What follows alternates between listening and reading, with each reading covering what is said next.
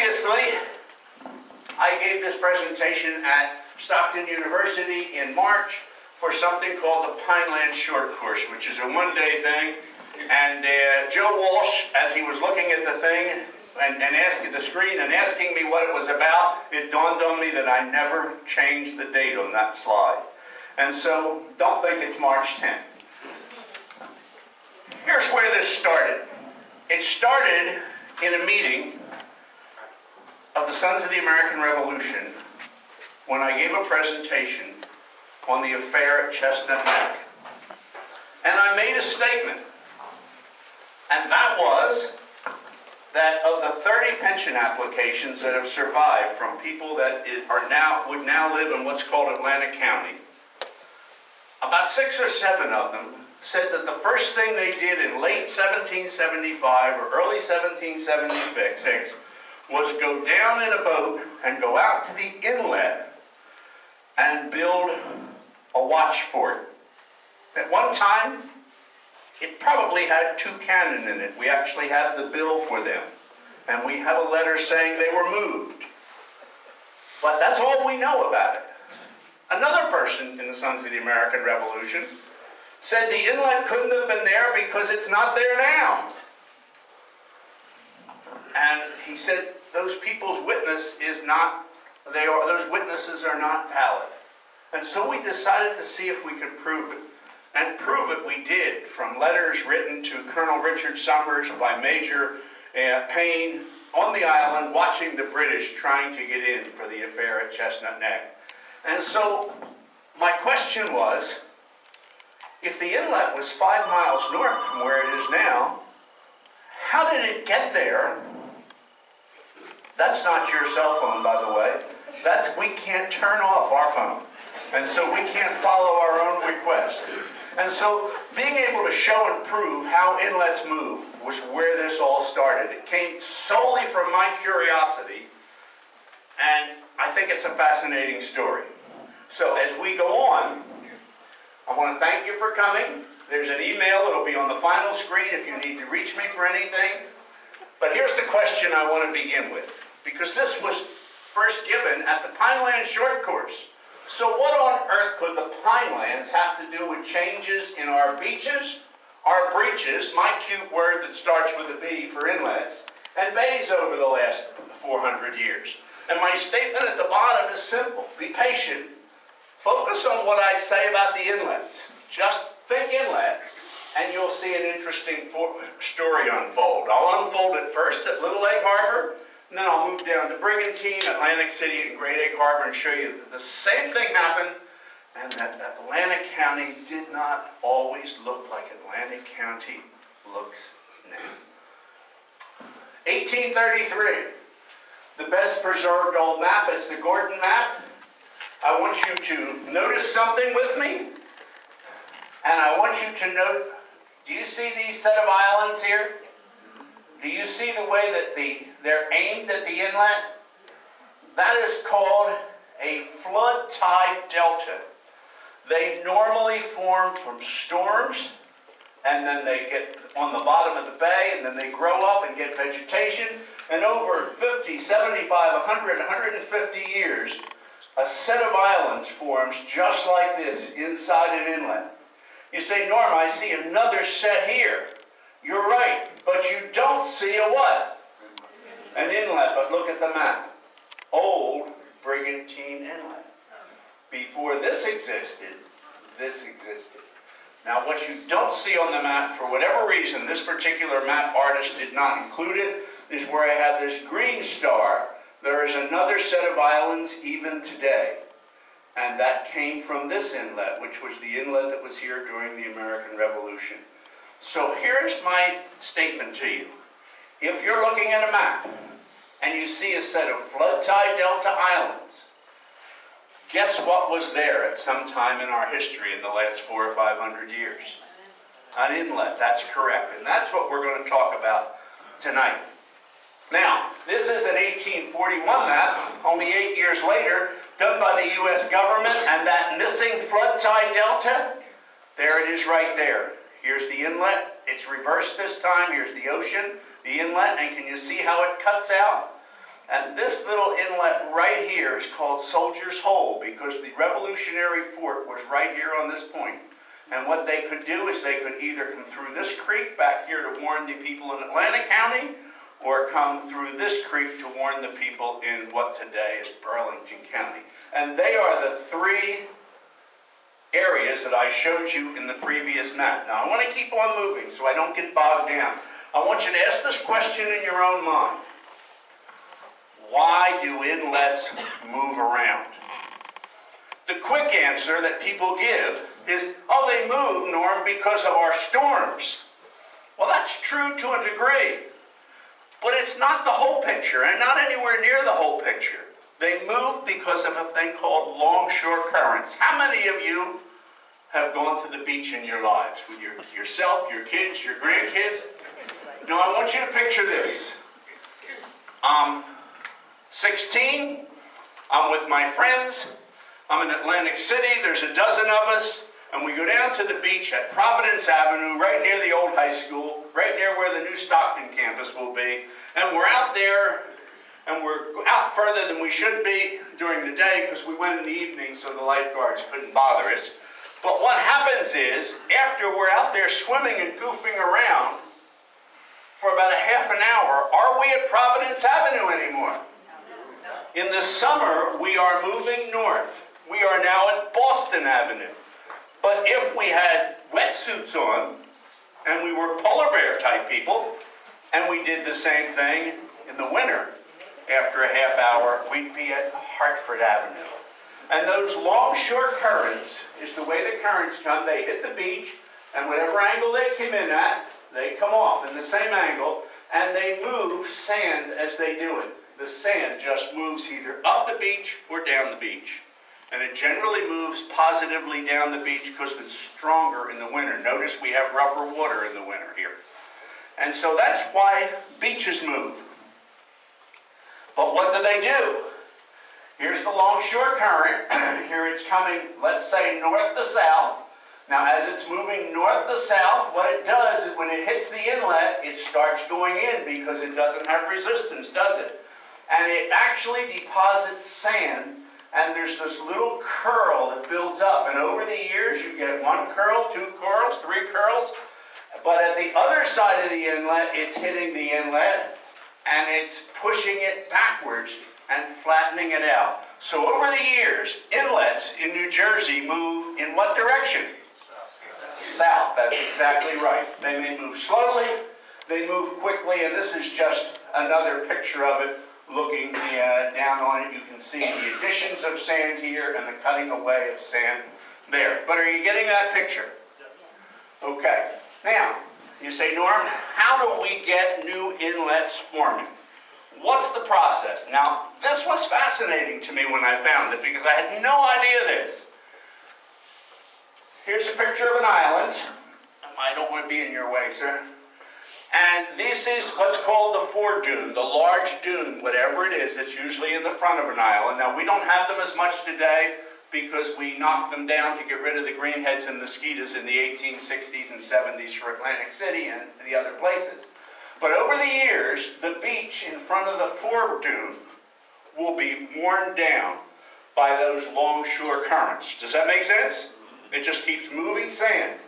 Then what will happen, before a storm, but with little storms, eventually the beach line will get so close to the dune that it will start eroding away at the dunes, pecking at the dunes, and it will make canyons in them, if you will, openings. Then what happens when a storm comes along, say Sandy, for argument's sake, and remember this, now I'm going to turn my back to you intentionally. When Sandy is coming, and we're going to make this line the coast right here. When Sandy is coming up the coast, it's turning counterclockwise. So which way is it pushing the water in? And the waves, and those waves knock down the rest of the dunes. But they don't cut an inlet. They just flatten it down and at best make a little gully. But during a storm, not only is sand pushed, I have a niece and her husband who live at Sweetwater on an island in the middle of the Mullica River. docks was built so that they could handle as much as 6 to 7 feet of water above normal tides. They were within 6 inches of that limit during Sandy. So that means covering their island was about 6 feet of water. Plus the extra foot that it doesn't usually come up to the island. They had 7 feet of water. Jim Mason, our member that's also the former Atlantic County traffic engineer, helped me find on the DEP website, and that's exactly what the average was up at Sweetwater, 7.5 feet over average water. That's a lot of water. And now all that water pushes up the river valley. And the storm, here it is. But eventually, what does this hurricane do? It moves away and moves north and goes and bothers Long Island and leaves us alone. And what has to happen to all that water? The tide will drop. Gravity will force it faster than anything. And when that water comes out, that's what cuts the brand new inlet, because it has to go somewhere.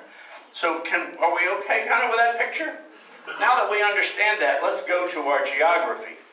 This is what the Mullica River watershed looks like. When I did this at Stockton, now I have to tell you I haven't had a mathematics course since calculus my first year at Temple University. And I made the terrible mistake of trying to calculate with my old geometry how much water would be pushed up there and how much water would come out. And I expressed that at Stockton with a lot of caveats. But one of the physics professors was not happy with my math. And so that slide has been dutifully removed from the presentation because he says I exaggerated it by about half. But I can tell you that even with half, the water was in the billions of gallons coming out of the Mullica River watershed, and so would it have come out of the Great Egg Harbor watershed in the same way. And so I wanted you just to see how big that was. Now, here's a picture that gives you the same thing.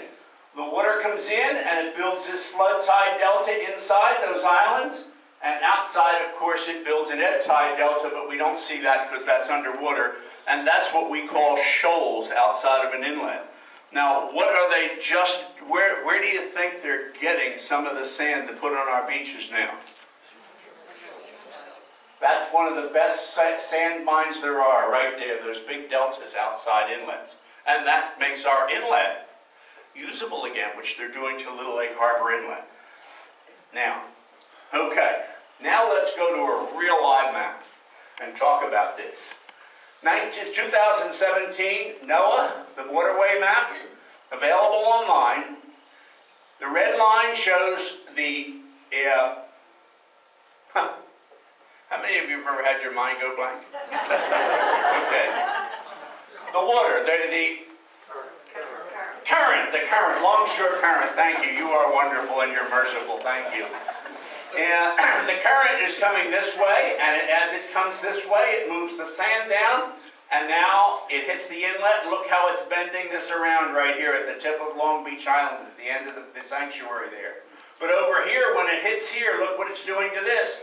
This end was all the way out here originally, but now it's flattening it out, and it's made this other set of islands disappear. It's compressed them.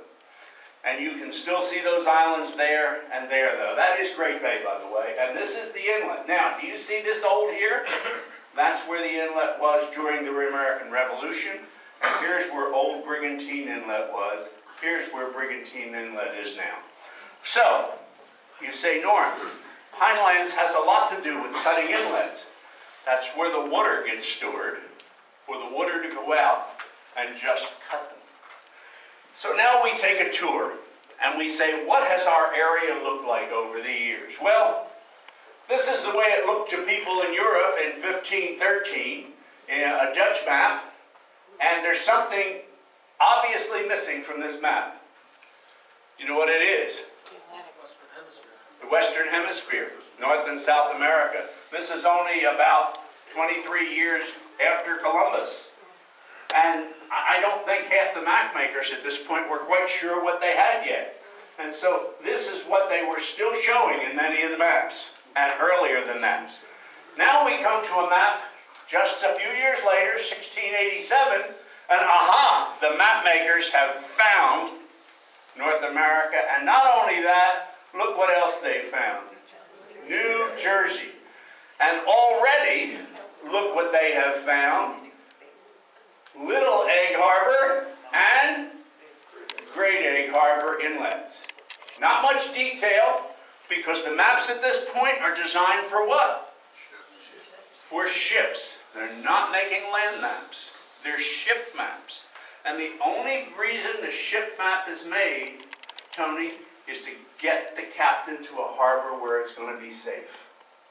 And so that's what you have. Little Egg Harbor, Great Egg Harbor, because they were really the only inlets that they could have a chance of coming in without getting caught on the shoals at this point. So now we go to the next one. Now this guy is not related to me as far as I can say, but he has a good last name. 1666. Now this guy, by the way, did not come to America to make this map. And how do we know that? Because what he did is he reversed Great Egg Harbor and Little Egg Harbor. And he put Little Egg where Great Egg was supposed to be and Great Egg where Little Egg was supposed to be. But I want you to see something that you're not used to. Number one, see the sandbar showing? You're only going to get in that inlet at high tide. Look at Longport Ocean City Inlet. But what do you see in the middle of that inlet? Do you know what Longport Inlet was once about 3 times as wide as it is right now? With a 1.5 mile island out in the middle. That nobody ever named as far as I can tell. It was known by the unimaginative name of Sand Island. And you know why. Now, here we go into the 1700s, and here we have Little Egg Harbor Inlet. Now, by the way, this is not the Little Egg Harbor Inlet of today. This is Holgate. It's 5 miles north on Long Beach Island, and here is a sandbar. This is Brigantine Inlet, and look at the name of what we call Atlantic City Inlet today. Comfort Inlet, but by this time, what is Ocean City Longport Inlet called? Shoal Inlet, or Great Egg Harbor Inlet. Why? Because it was all shoals.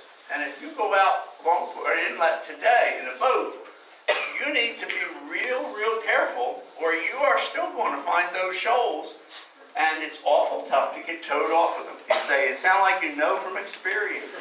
I was raised with a boat, I do. Long before sea tow. Now we're coming up to 1752, and this is the first map that really has river detail. Now here's Great Egg Harbor is kind of here, and you can see that, and you can see well, maybe there's an island there, maybe there's not. But I want you to come up here and look at this. Here's where the Mullica River comes out. So here is where the inlet should be, is today. But look how it's up north here. It's actually Holgate Inlet, or Little Egg Inlet originally, emptied out of Little Egg Harbor Bay. And down here you have Brigantine Inlet, you have Atlantic City Inlet. And there's not much detail. Obviously, there's a bay you can traverse behind the islands. Keep the thought of bay in your mind. Wait till you see what's happened there over the years. How many of you, by the way, have been raised in Atlantic County? Raise your hand. Oh, you're in for a big surprise. Now, this is from the 1905 Geological Survey of New Jersey, done by the state geologists for the state legislature. Here, in 1905, is where the end of Long Beach Island is. Here is the end of Brigantine. Can you see that? Here is where the end of Long Beach Island was in 1767. And all this was an island called Tucker's Island. And this inlet here, this was been around, and this was closed and was not even opened until the end of the 1700s. And then here is Brigantine Inlet. By the way, does anybody know what the alternate name of Brigantine Inlet is? Wreck Inlet. Wreck Inlet. What does that tell you about going in and out of that inlet?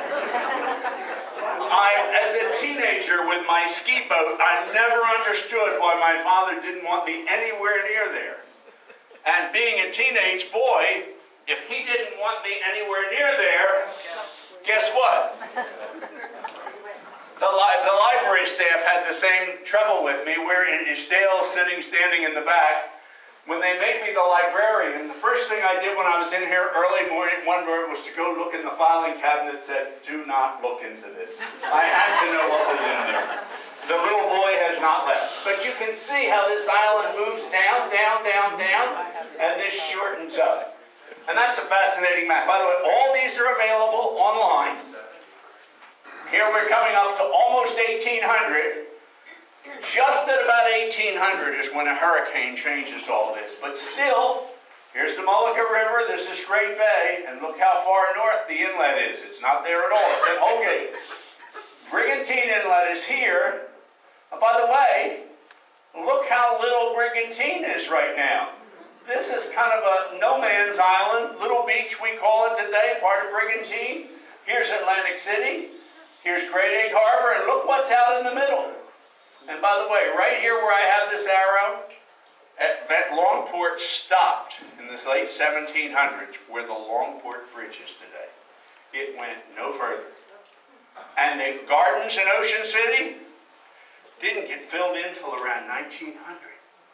I just did a research project there for an attorney based on old maps, involved in a real estate lawsuit.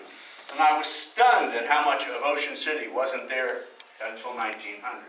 And so this, as best I can tell, is about 3.5 to 4 miles wide, this inlet at this time. And here's this sand island out here in the center. So now you're starting to see how storms and things move inlets. Here we go 1812, and we're just about done this tour. And here we have Little Egg Harbor Inlet, but now we're after 1800, right? Guess what? The hurricane came along about 1800. Here's Old Inlet, and here's now New Inlet. You say, Norm, why did they name it Old Inlet and New Inlet? Because the Old Inlet was older, and the New Inlet was newer. They didn't get creative. They just knew it. Here's the island sitting in the middle. That's Tucker's Island. By the way, that had a hotel on it. A lighthouse? How many of you saw on the Facebook page that lighthouse falling into the bay? That was right on that island there. Look at the size of Brigantine Inlet now. It's over a mile wide. You come down to Atlantic City. You say, wow, that's pretty big too. And then you come down to Great Egg Harbor, Longport, and look at the size of this. Here's Longport Bridge right here. All this is inlet, and here's this giant sand island out there. You say, Norm, what did they use those islands for? I mean, why did people buy them? They would swim their cattle out in the spring, let them graze on the island. Absecon Island, we have pictures downstairs in the vault with Absecon Island having a mountain range of sand dunes from 30 to 50 feet high. Somebody said that's impossible, it's a lie. I said, well, where did the pictures come from? They didn't have Photoshop, and they're from the 1860s, by the way. Didn't have Photoshop then. And the person said, well, I guess they did. But that was all up and down, and they were vegetated. There were actually forests on Atlantic City, Ventnor, Margate, Longport. By the way, here's a question for you. Put this in the back of your head. How did they determine the borders between Atlantic City and Ventnor and Margate and Longport? And if your answer is anything like mine was a year ago, is I have no idea. But I'm going to give you an idea. And now we come back to the Gordon map, and we look what the hurricane in 1800, the storm did. It cut New Inlet, but those islands were there long before. Takes 100 years. So what do we know? That this inlet was once open in the past. Here's the old inlet that the British came in the American Revolution. Now, Joe, I want you to picture yourself in a sailboat. Not a good idea. Okay, not a good idea. Well, there's a shoal out here, and there's this narrow inlet, and the current's running this way. At this time, it's still in October, and now you have to figure a way to get in there. The British had to wait 3 days on the outside of the inlet before they came in. When they went to go out, their brand new flagship ran aground. They couldn't get it off, and they had to blow it up and burn it so the Americans wouldn't get a flagship. Blow it up where? Blew it up right in that inlet somewhere there. And evidently it was a pretty good explosion because people all the way over into Leeds Point could see it. Here is New Inlet. You can see it's pretty wide. Here's old Brigantine Inlet as we saw. And do you now get the picture of what happened at Little Lake Harbor? And by the way, what happened eventually is this. Did what? What do you think happened with this? It closed up.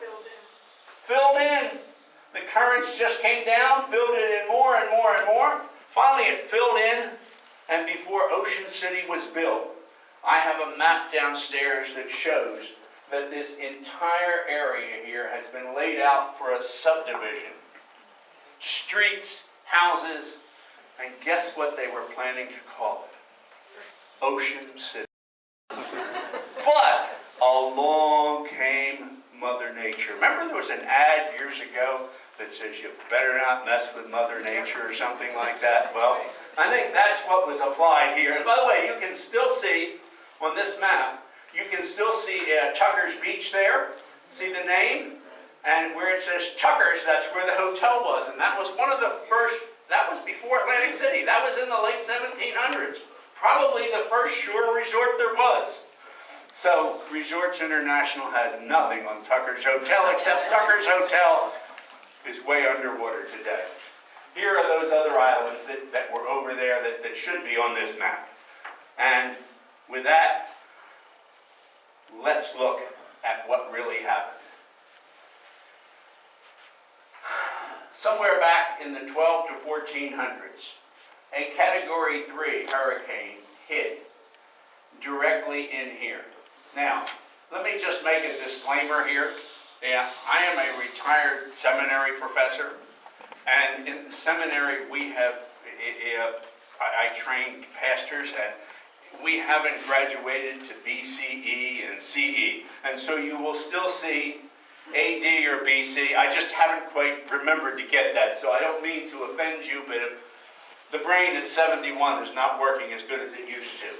Now, this direct hit, from what we can see, is what opens old Brigantine Inlet, and it lasts for hundreds of years.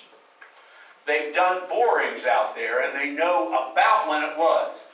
Brigantine Inlet slowly moves south. The old inlet closes, but the deltas remain. Because remember, once the inlet closes, Cheryl, there's nothing to mess with those islands in the back. So they're going to be a fixed feature.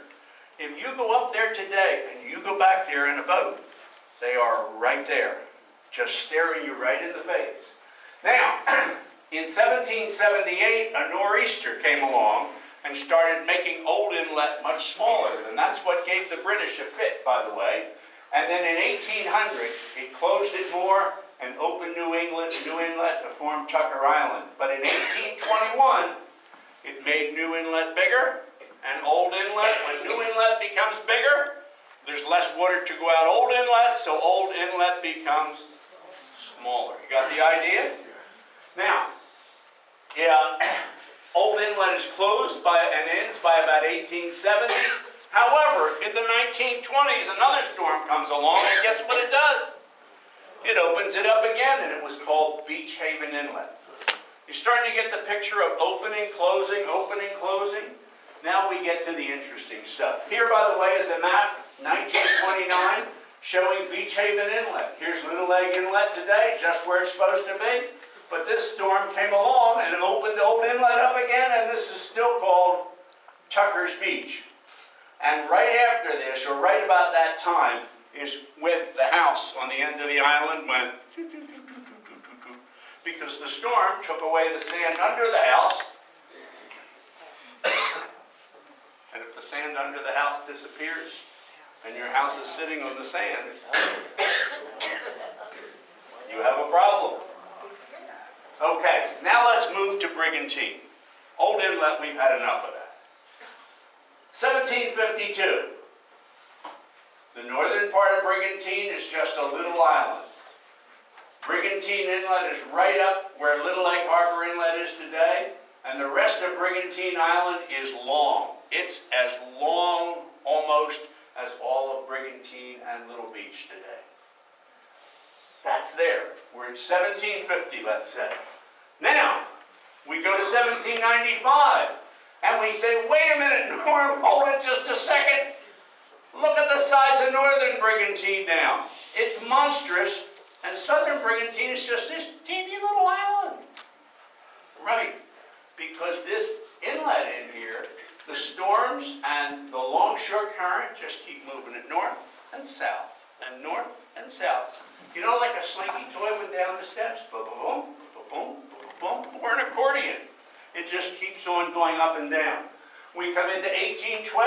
Well, wait a minute. You say, Norm, this island is shrunk again, and now the bottom is big again. Excuse me. I just did something wrong.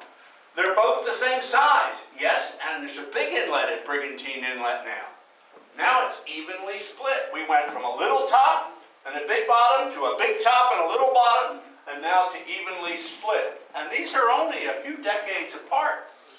Now here we come back to our Gordon map, and now look at it. The entire island is one piece, and Brigantine Inlet is non-existent. But here's a big surprise. Atlantic City Inlet is now two inlets. Absecon Inlet with an island in the middle called Peters Beach, and a second inlet called Quarters Inlet that's about a half a mile up into Brigantine today. You say, how do you stop that? Bill Jetties. That's how they stop it, and that's what they did. But look at that. And by the way, do you see the islands, how they're formed back here? But it's hard to see, but this little, right in there is where that extra inlet is. Now I want to show you something else. I want you to look at Absecon Island. Let me get this light to go on again. Here it is here. Here's the inlet, and there's Longport. Tell me what you see in that island, about the middle. A what? Another inlet. Another inlet. Say, wait a minute, Norm. Dry inlet. That's called Dry Inlet. Let me tell you how I first heard about it. My grandmother was about 93. She lived in Atlantic City, and we had this giant house that we were raised in with our family sporting goods store attached to it. And my mother was probably 70 at the time. And she called my wife and I, and she said, listen, I can't handle Mom alone. She's like getting up on ladders, cleaning drapes at the top of 10-foot ceilings, and you know how we're all going to get that way one day if we're not careful. So we moved over there. I moved my office over there, my study over there, and I would do everything from there. Eventually, dementia set in. Now my grandmother raised me, by the way. I was raised in the house with her. But at one point, she knew me. Joe, you'll get a kick out of this, but she didn't know my name anymore. I was Mr. Minister. That's all she could get out. She knew that much, and she would walk out there, and she would try to con me into letting her do things like get on ladders and do that. And when I'd tell her, Grandma, you can't do that, she'd say, some minister you are. Dry Inlet. It is where Jackson Avenue is today. You say, Norm, other than lines on maps, is there proof? Yes. My brother is the building inspector for Ventnor and for Longport. And on the south side of Jackson Avenue, he has, in some of those houses where they've been rebuilt and they've done things in the backyard, when they've excavated, he has found the remains of old bulkheads in there. Now, how did I hear about it? Dear Grandma was talking to Mr. Minister one day, and she said, I wish I could go on a train ride to Longport again. I said, really, Grandma? And she would sit there when I was doing lesson plans and everything. And I said, well, what did you do there? And she said, oh, I was 8 years old. My mom had just remarried. My stepfather was the county detective. And somebody robbed somebody in Longport. So he had to take the train down to investigate. And he decided to take me with him so we could pick beach plums. I had never heard of beach plums before in my life. Somebody has recently told me you can buy beach plum jam now in Cape May. But here's what she said to me. She said, Norm, we crossed over 2 bridges before we got there. Well, my first response was what? Come on now, Grandma. There's no bridges between Atlantic City and Longport. Well, if she were still alive, I would owe her an apology for doubting her, because there were 2 bridges. The second one was at Fredericksburg Avenue and separates Ventnor and Margate, and my brother has also, in those yards on the Ventnor side, found the remnants of old bulkheads there. And how deep they were, this inlet at one time was navigable. Fredericksburg Avenue, I have not found any record as to what it was called. It's just there. There was a 3rd inlet. People told me about it, and it shows up if you look at an old elevation map. And that is where Margate and Longport meet. And so that's how, in all probability, the borders of the cities were established. Ruth Taylor came along and she wanted to buy Longport from Margate, we'll say, from Ben Brenner. And Ben said, okay, Ruth, I'll sell it to you I'll sell it to you from that inlet to that inlet. She said, sold. They wrote up a bill of sale. And the inlets are noted in some of the old deeds. And so that's what's there. Now, how many of you were raised on Absecon Island? Raise your hand. Oh, not too many. Look at this. The bay comes around, it's supposed to. It cuts over there to go in back of Bader Field. But look at the bay. It doesn't go out mile stretch. It keeps on going and goes all the way to Longport. Now there's a shock to me that our bay in Atlantic City traversed the entire length. Well, just like everything is moving up here, things are moving down in Ventnor, Margate, Longport, and Atlantic City, and I went back to that and didn't want to, excuse me. There we go. Okay, here is a clearer map from 1839 that shows not only Dry Inlet, but look at the bay going all the way down. You say, Norm, that bay cuts straight through Ventnor Gardens, most of Margate, and part of Longport. Right. You say, well, what happened to it? Progress before there was a DEP. Early versions of bulldozers and dump trucks, whatever they looked like, filled it all in the 1890s, the 1900s. By 1900, it's all gone. Now, here is the map of all maps. 1888 Coax Map. You can't see this in detail. I could not. The projector just won't get it up there in detail. But I want you to see this is Atlantic City. Here's the bay. Here's Bader Field. There's where the airport was built. Here it comes back here, and you can actually see the creek go off to become Dry Inlet at Jackson Avenue. You see it going down there? But here's the bay continuing all the way down to where here in Ventnor and Margate, on the border of Ventnor and Margate, there's actually almost a big saltwater lake back there, like a bay in itself. And from there, where this pink is, it goes all the way down and comes out to there. What you can't see on this map, this is probably the most fascinating map. Whoever did this had the height of the sand dunes measured. And if you get a magnifying glass, you can see the topographical lines.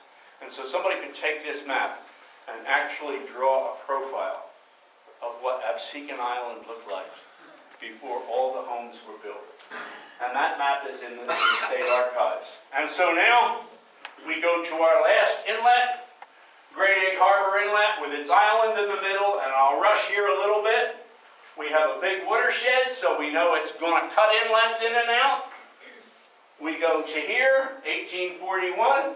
Here is Longport. Here is where the Longport Bridge would be today. Here is New Inlet here. Here's what's left of it. Here's Ocean City. Here's Old Inlet. And here's this strange looking sand island out there. Look at the shape of that island. Now, why is it shaped like that? Because the currents are swirling around it and moving the sand as they go. Here is the other inlet to show it's back here early on. And this is the state geologist report. And little by little by little, the Longshore Current continues to move more sand down here. Ocean City gets pushed in there. Some storms added to it, but look right in here. You can barely see it. Here is the outline that in the late 1800s, Sand Island still existed. And this was all done. The maps that were used to make this by the state, they don't pretty much exist today. But that's how big Great Egg Harbor Inlet looked like. I want you to picture a Great Egg Harbor Inlet today. And I want you to triple it. And then stick a 1.5 mile long island out there in the middle with an inlet on each side. And that's what it looked like. Back to the map, what did it do? The storms came in, pushed the water in, they pushed it back out after the storm, and a new inlet was cut, and it keeps moving and moving and moving. And so the point is here, where we live, which looks very stable, was at one time very unstable. When you see a border today, somebody made that border because something existed there that they could point to. And if we did not build our jetties the way we do now, it would be moving still. And so if I can have the lights on, and